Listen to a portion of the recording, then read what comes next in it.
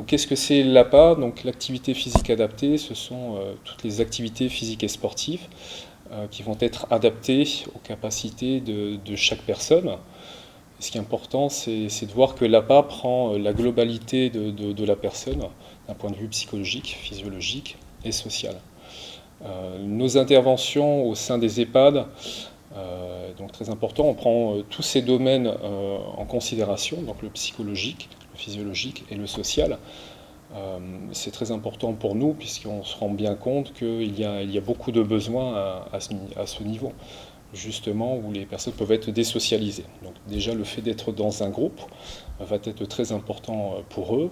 Et après on va avoir des objectifs bien sûr de motricité, le but étant que les personnes retrouvent une certaine autonomie ou du moins maintiennent une autonomie. Là on sera déjà dans une évolution. Donc c'est pour ça qu'on essaie de proposer des cours réguliers, au minimum une fois par semaine.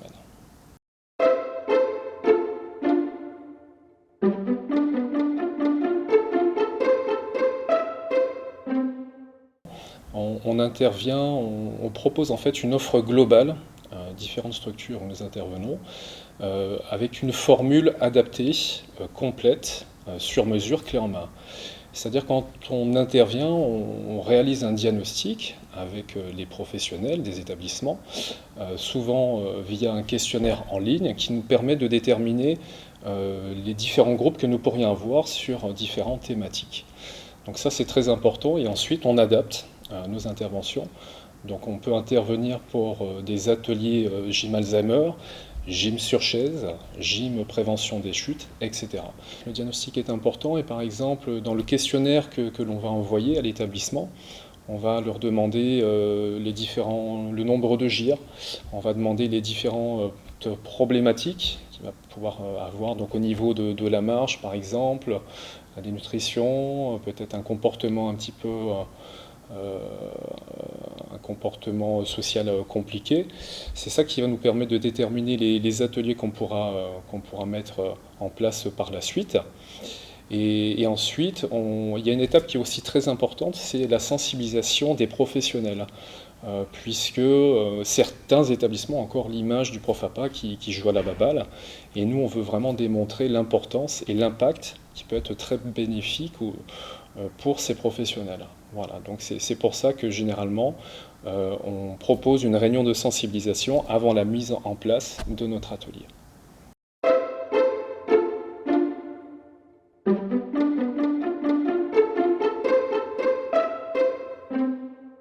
Donc nous avons différents types de programmes que nous pouvons mettre en place au sein des EHPAD.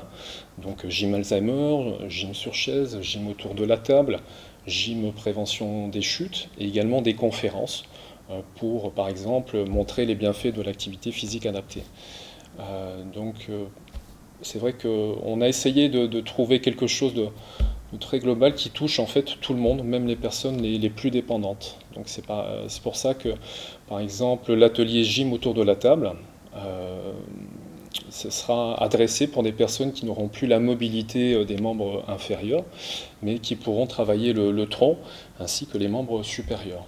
Voilà, donc ce sont des ateliers qui seront un petit peu plus courts que la gym plus globale, comme par exemple la gym sur chaise, qui va pouvoir toucher un maximum de personnes. Donc à Ciel-Bleu, ce qui est important aussi, c'est le suivi.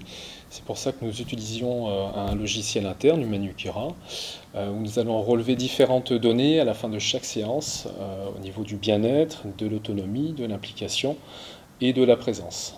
Toutes ces données vont être relevées et à la fin de chaque mois, on va pouvoir les retranscrire par graphique et les envoyer à la direction.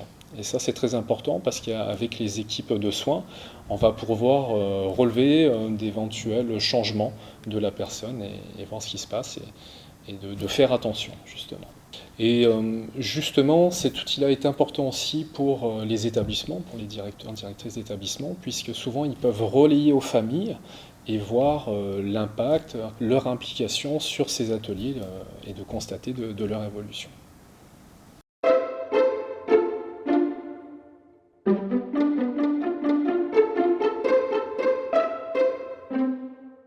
Donc nous intervenons dans le cadre du module Équilibre où en êtes-vous, le programme Omega. Alors il y a différentes étapes pour ce programme. Donc la première, ça va être le diagnostic. Donc le diagnostic via un questionnaire.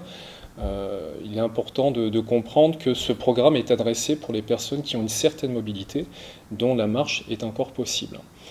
Donc ça, c'est un critère qui est important, tout comme aussi une certaine capacité cognitive à comprendre les consignes. Donc on va toucher les personnes les plus, on va dire, les moins autonomes, enfin les plus autonomes des établissements, justement.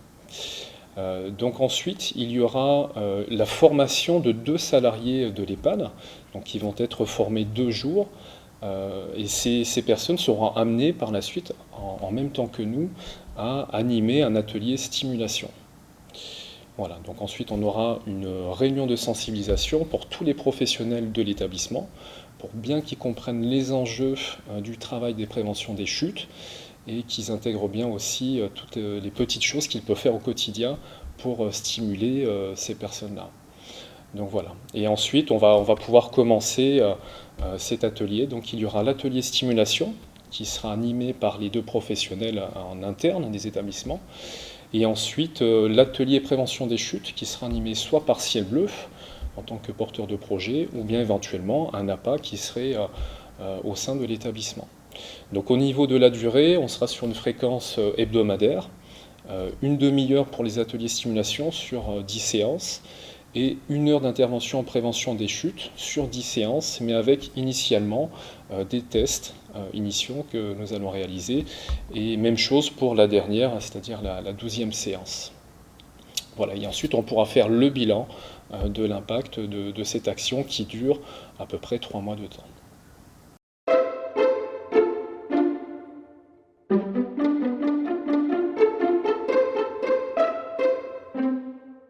Donc nous réalisons différents tests dans le cadre du programme, donc à la première et à la dernière séance.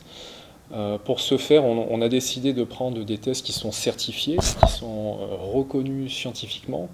Donc il y a le test Tame & Go, par exemple. On a également fait notre propre test sur un parcours où il y a des franchissements, il faut ramasser une balle, se lever, tourner sur soi-même et revenir. Ce qui nous semblait aussi important, c'était de voir l'appréhension qu'ils peuvent avoir par rapport à la chute. C'est pour ça qu'on leur a demandé si par exemple de se pencher pour ramasser une balle, ils avaient de l'appréhension. Ça, ce sont des données qui étaient importantes et auxquelles on a pu voir une amélioration à la fin du cycle. Donc pour certaines personnes, il y a eu de l'amélioration, donc on était très contents. Et d'autres personnes, on va voir que les résultats sont à peu près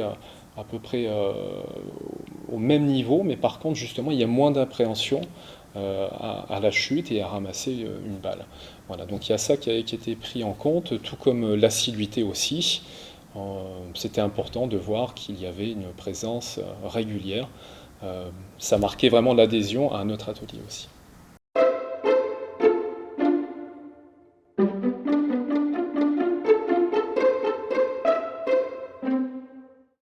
Alors on a pu avoir les premiers retours des établissements où nous avons réalisé ce programme, 5 plus particulièrement.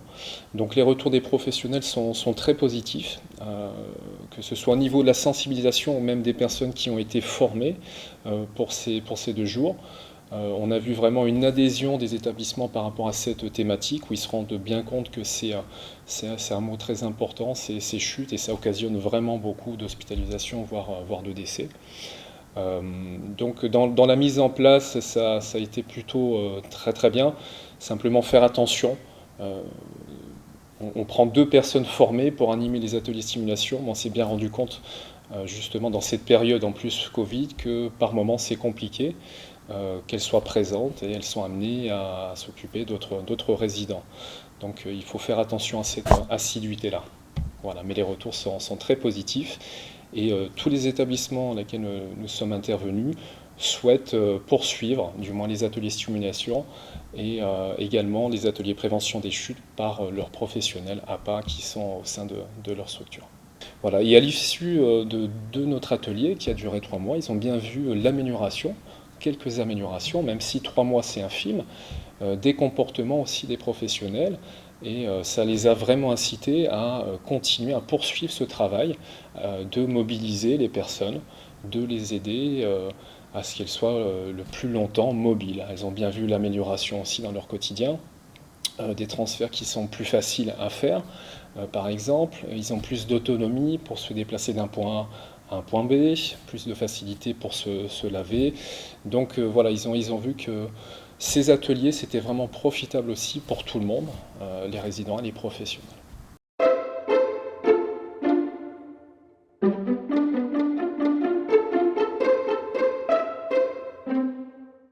Donc, vous dire que le programme Oméga donc, est pris intégralement financièrement, il est porté par le PGI, et que tous les établissements qui souhaitent bénéficier de ce module peuvent postuler.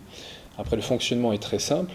On va faire une première rencontre pour expliquer qui nous sommes, Ciel Bleu, professionnels de l'activité physique adaptée, et en l'occurrence de la prévention des chutes, et après leur parler du diagnostic, essayer de rechercher ensemble pour trouver ces 10 personnes, voire éventuellement un petit peu plus s'il y a des absences. Voilà. Ce qui est important de dire, c'est que nous mettons à disposition aussi un kit de matériel Ciel Bleu, du matériel auquel on est très fier, puisqu'il a été conçu par et pour nos bénéficiaires. C'est 100% fabriqué en France, et c'est vraiment pour le coup très adapté pour ce type de public. Donc à l'issue de cet atelier, le professionnel APA, le kiné ou l'ergothérapeute pourra investir complètement ce matériel.